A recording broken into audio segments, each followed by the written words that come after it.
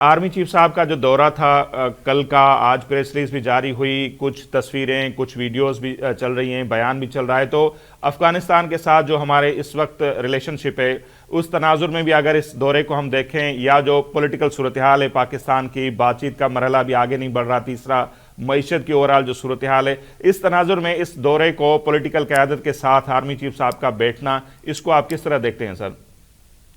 پہلے تو بہت شکریہ آپ کا کہ آپ نے اتنا انتہائی اہم موضوع کے اوپر مجھے موقع دیا، اور بہرحال آرمی چیف کا یہ جو دورہ ہے پشاور کا، یہ انتہائی اہمیت کا حامل ہے، کیونکہ اس کی اگر ٹائمنگ دیکھیں جی تو ہر طرف سے پاکستان کے اوپر گھیرا ڈالا جا رہا ہے، سازشیں کی جا رہی ہیں، وہ اندر سے بھی اور باہر سے بھی۔ تو ایسے میں سیاسی قیادت کو اعتماد میں لینا انتہائی ضروری تھا، گو کہ نیشنل ایکشن پلان جس کے اوپر پہلے ہی قوم اور سیاسی جماعتیں یکسو تھیں اور ان کا اجماع تھا اس بات کے اوپر، لیکن اب جو صورتحال افغانستان کی جو سرزمین سے فتن الخوارج جو پاکستان میں کارروائیاں دہشت گردی کی کر رہے ہیں، اس کی بے کنی کے لیے جو مزید جو قدم اٹھانے جا رہی ہے پاکستان کی آرمی، اس سے پہلے ان تمام رہنماؤں کو اعتماد میں لینا ناگزیر ہو چکا تھا۔ تو یہ جو خطے میں جو صورتحال ہے، بالخصوص جو آپ نے بات کی افغانستان کی، بالکل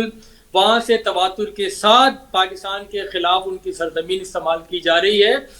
میں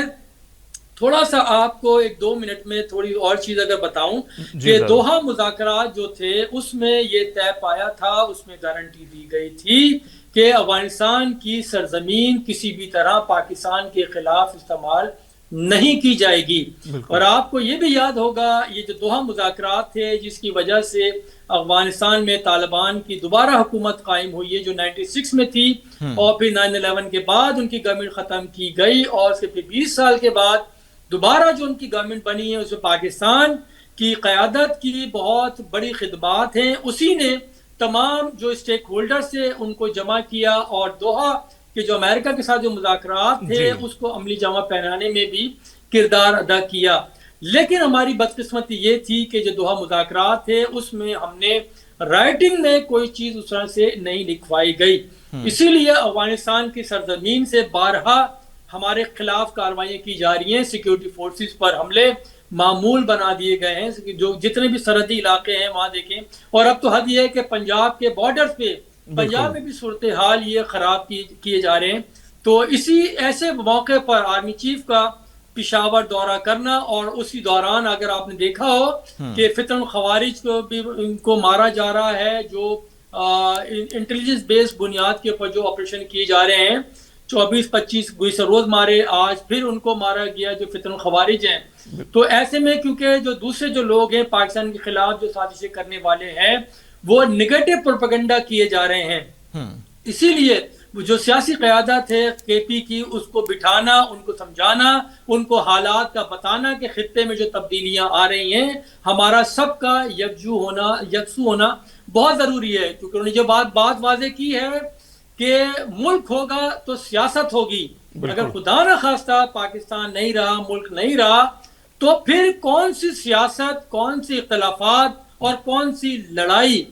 اسی لیے حالات کو زیادہ دور اس طرح سے نہ لے کے جایا جائے جہاں سے واپسی ممکن نہ ہو، اور اب تک جو بھی ہوا ہے پاکستان کی قوم فوج کے ساتھ کھڑی رہی ہے ہر حالات و واقعات میں، اور اس وقت بھی بہت زیادہ شدید ضرورت ہے، کیونکہ بارڈر ہمارا مغربی بارڈر بہت زیادہ گرم ہے۔ اور اگر میں آپ کو اور ذکر کروں تھوڑا سا، اور یعنی کہ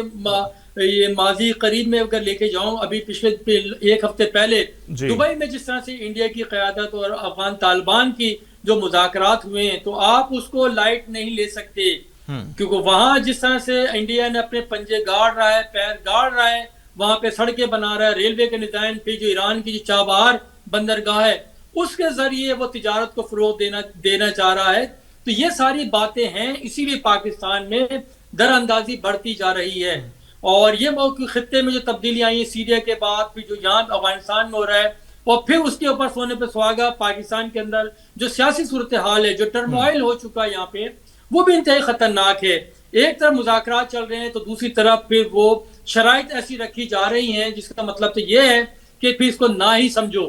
جی 3 دور جو ہوئے سارے کے سارے وہ ایسے ہی گزرے ہیں، اس کے علاوہ کوئی چیز اب ہونے کا نام نہیں لے رہی۔ آپ آج اگر قومی اسمبلی میں دیکھ لیں کہ وہاں پہ کس طرح سے وہ پلے کارڈز لے کر آئے ہیں، تو یہ کوئی بات نہیں ہے، میں نہ مانوں۔ تو ایسے موقع پر میں سمجھتا ہوں کہ اپوزیشن ہو، گورنمنٹ ہو، سب کو یکسو ہونا پڑے گا، کیونکہ ہماری جو معیشت ہے وہ لڑکھڑا رہی تھی، اب تھوڑے سے ہم سیٹل ڈاؤن ہونے شروع ہوئے ہیں، تو پھر یہ اس طرح کے فتن الخوارج ہوں یا جو غلط بیانیہ پاکستان کے خلاف وہ کیا جا رہا ہے، کسی طور بھی وہ ملک کے مفاد میں نہیں ہو سکتا۔ ہاں مفاد میں ضرور ہو سکتا ہے، تو وہ ہے جو سازشی نظریہ ہے، جو سازشی لوگ ہیں جو بیرون ملک بیٹھ کر پاکستان کے خلاف سازشیں کر رہے ہیں، وہ کس کے آلے کار ہیں، کس کے ایجنٹ ہیں۔ اسی لیے آرمی چیف نے پشاور کو رخ کیا، لوگوں کو بتایا جو سیاسی قیادت ہے کہ یہ وہ لوگ ہیں، ان کا جب تک بائیکاٹ نہیں ہوگا حالات صحیح نہیں ہو سکتے۔